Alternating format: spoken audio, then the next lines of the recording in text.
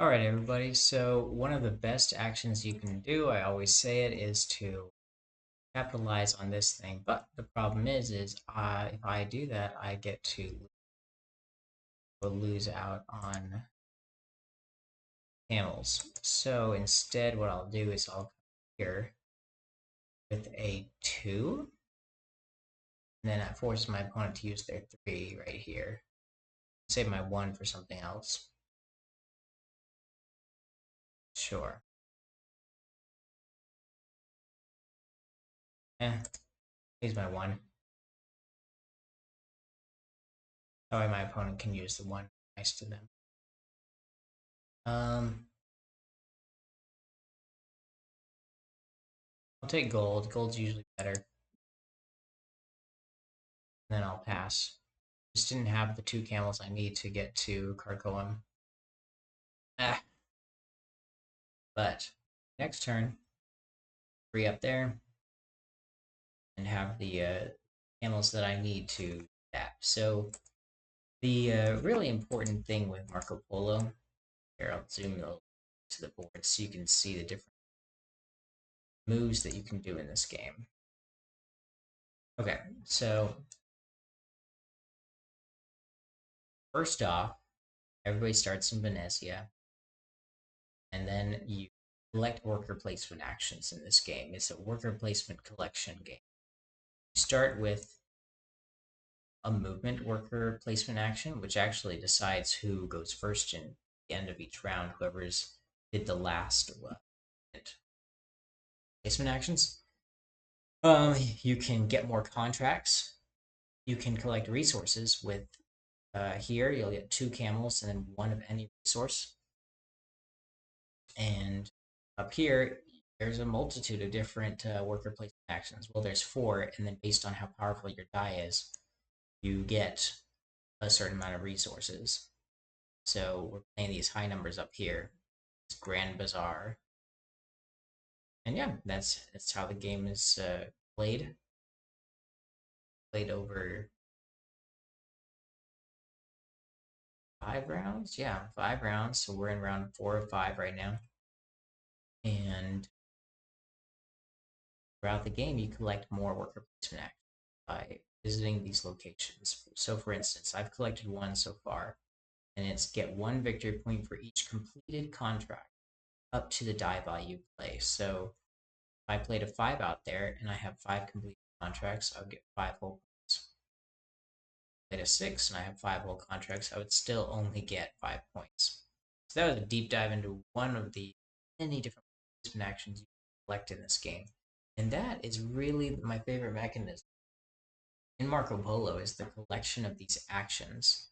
And the cool thing is that you both, or all the players who have visited that location, can collect that action.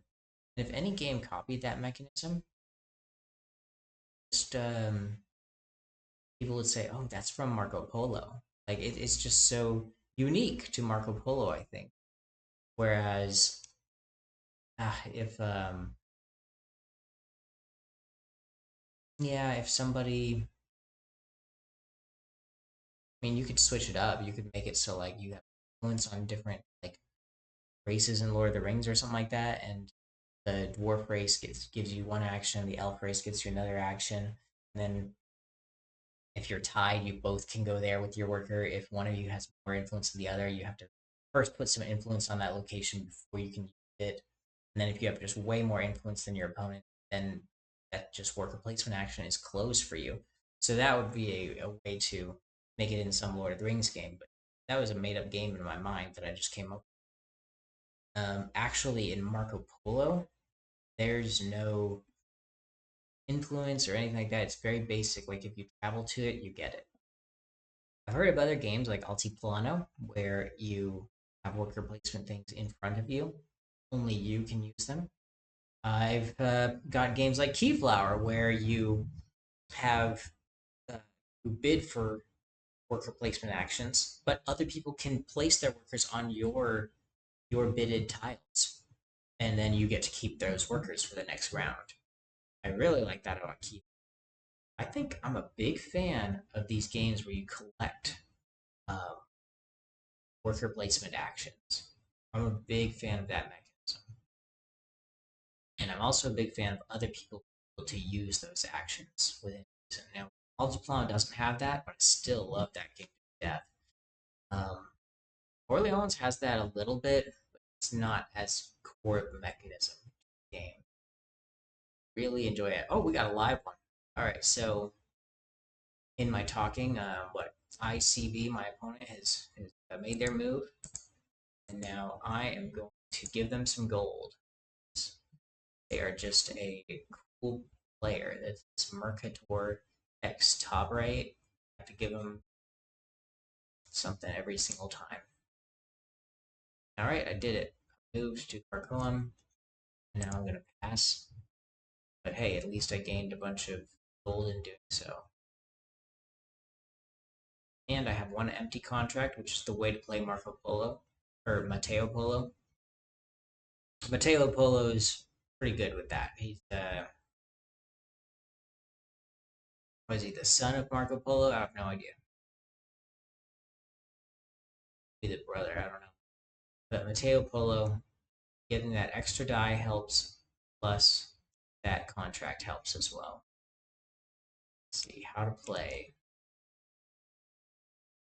Yeah, you definitely want the city bonuses to be randomized. I also like income in a game too. I like something that you just get all the time, just a constant income.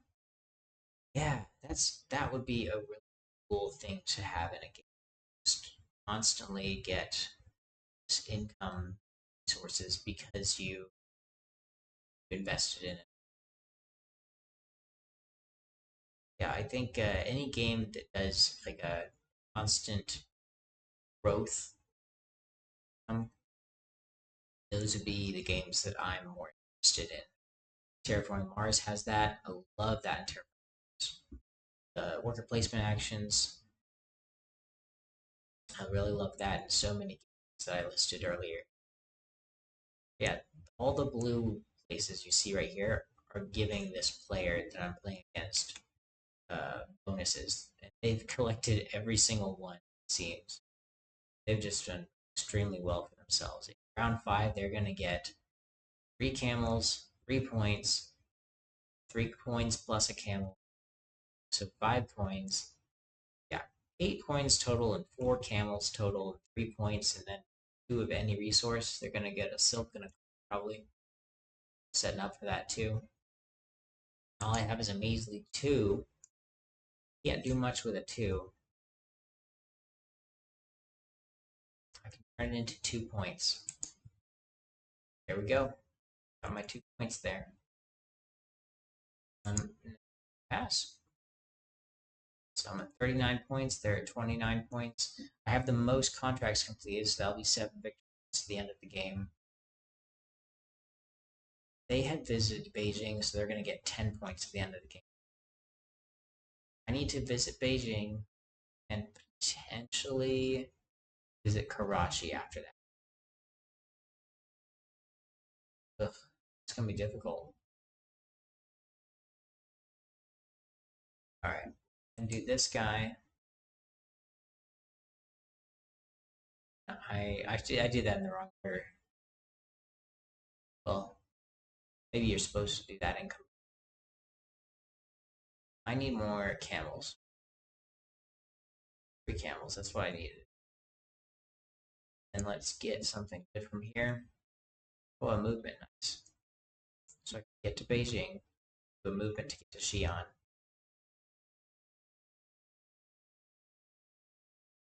Hmm.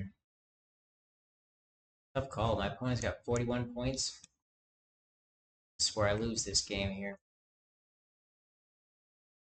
Bad, but this is how I lost. Ah, how it goes. Um, I will first try to get to Beijing. I'm gonna do this one. 1, 2, 3 spaces. Fortunately, I have to pay 12 coins. That's okay. Coins are worthless in this game.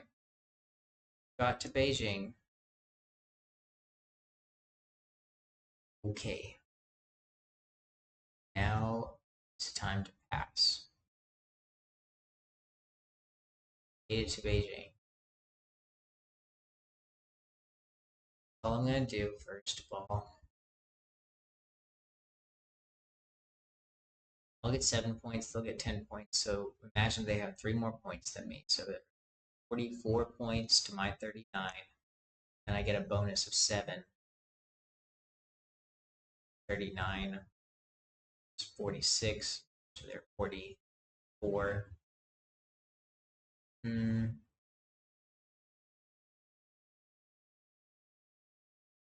It's gonna be a tough end to this game.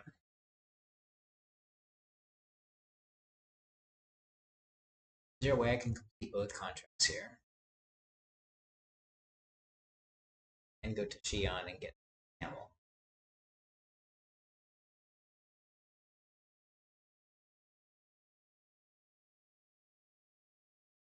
That's what this is gonna be. Camel, right?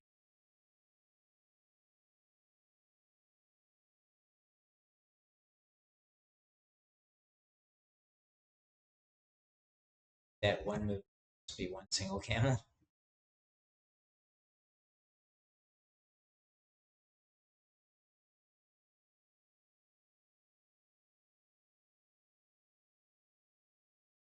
Wow, they're gonna get a bunch of bonus points for placing out all of their trading posts.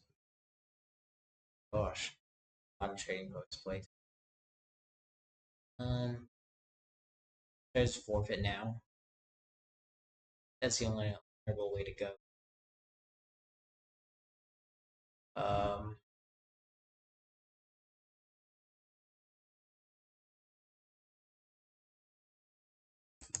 I could just get 6 full points right here after call it good. Call it square. Um, do this guy first. Yep, let's do these 2 resources.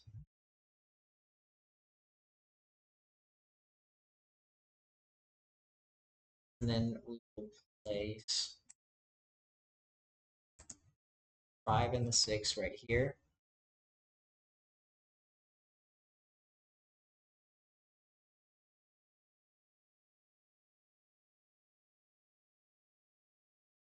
Undo all. Undo. That's bad. Instead, we gotta choose the motions we do correctly. So first, these guys there. Second, get this thing. Then move to here. And then now I have what I need to finish this one. I can finish it at any time. Those are going to be worth, what is it? Every 2 goods is worth 1 point. So you want to use your goods, but not pass.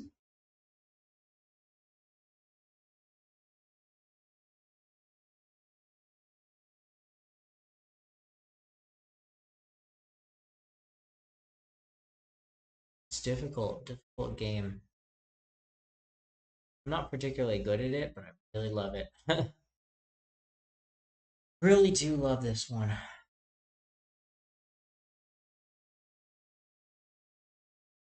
I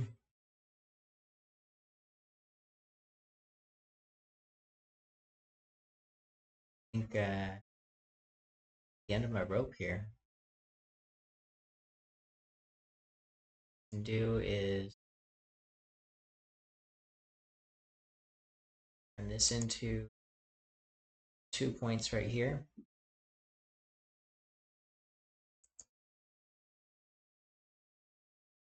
Yeah. This guy right here. This right here. Don't want to end the game with any camels or money. 9 money right now.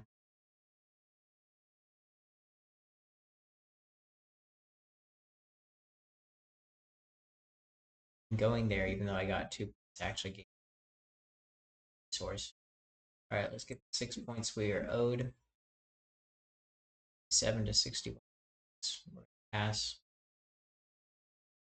Never finished a single card. I'll bet they finished all their bonus cards. I really love that about Marco Polo. It has secret goals where you're supposed to travel. And so at the end of the game, you're not exactly sure who's going to win. Secret goals could be, you know, 16 points. They go up at the end. It's going to be like 0 points. At the bottom of every card, see right there, so 0.3, 0.6 points, or 10. That is based on algorithm where it finds the 4 cities that you have listed on both cards, and it sees how many of them are different visited. If all 4 of them were different, visited all 4 of them, that's another point. That's a pretty cool mechanism. That algorithm helps balance the game and make it so you're like some world traveler like my opponent here. Bravo. Good show. You did a great job just traveling. Like I think their first move, they came down to Alexandria and then here. And then they went back up.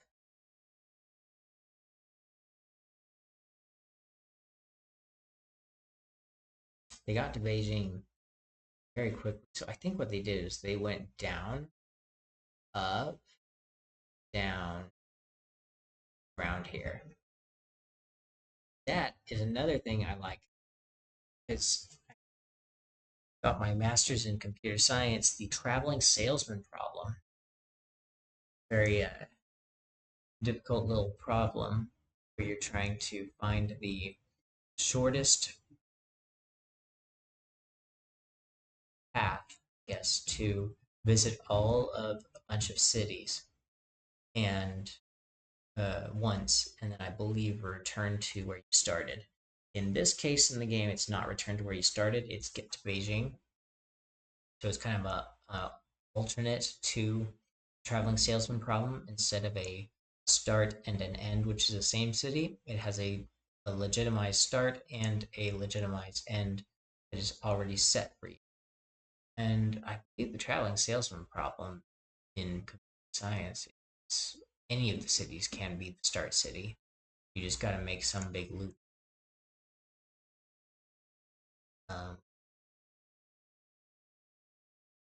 yeah, there's no loop here. Just one big string. If you hit through Beijing, that's solving the problem. It's difficult to win the game if you didn't go to Beijing, but it's possible, and I love that about Marco Polo. It's possible to win the game just staying in Venezia and getting a bunch of contracts the rest of the game. Nicely done, ICV. So their bonuses in unique cities, they got all 10. I mean, yeah, it makes sense they got all 10. They were traveling all around the game. I got 7 points for most contracts scored, but that does not mean you win the game. My goodness, I thought that it did, but nah. There's ways to win the game without getting that. I think with new players, like I've considered myself a new player, and I play with other new players. I personally have found the person who gets the most contracts done wins. But there's ways to do it. Like he got 3 bonus points higher than me for getting Beijing. I had just way too many resources. I could have turned those into points, but these base points were all from contracts we had completed throughout the game. Anyhow, thank you so much for watching this. I just got crushed by a 585 elo player. If I had beat them, I would have been an expert assassin. My goodness. Oh, learned some stuff. Learned some stuff. Like, definitely use the power that they got. Oh wait, I didn't have a choice. No, I'm not salty. It's the winning character, Mercator X Tabris. I think somebody should do some analysis on this game and see who generally wins. That's a good power right there. Definitely a good power. The Mercator X Tabris right there. Little Mateo Polo. And straight up 100 points. Crushed me. Anyhow, comment below what are your favorite mechanisms for worker placement games. Sometimes it's not the worker placement or the dice placement that actually gets you going. It's actually the really unique mechanisms that the game has in store for you. So let me know. And thank you for watching.